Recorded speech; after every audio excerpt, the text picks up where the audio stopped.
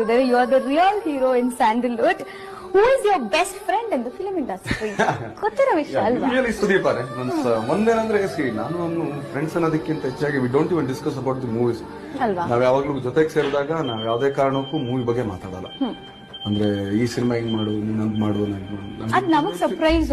ಇಲ್ಲಿ ನಾವ್ actually technically ಯಾಕೆ ಇನ್ನೊಂದಾಗಿ ಮತ್ತೊಂದು ಅವ್ನ ಸಿನಿಮಾ ಬಗ್ಗೆ ನಾನು ಹೇಳಲ್ಲ, ನನ್ನ ಸಿನಿಮಾ ಬಗ್ಗೆ ಅವನು ಹೇಳಲ್ಲ. ಅಂದ್ರೆ ಸಮ್ ಟಾಪಿಕ್ ಖುಷಿ ಬಾಕ್ಸ್ ಆಫೀಸ್ ಸುಲ್ತಾನ್ ಹಾಗೆ ಹೇಳ್ತಿದ್ದಾರೆ. ಯು ಆರ್ ದರ್ಶನ್ ತೋಟಕ್ಕೆ ಹೋಗಿದ್ವಿ.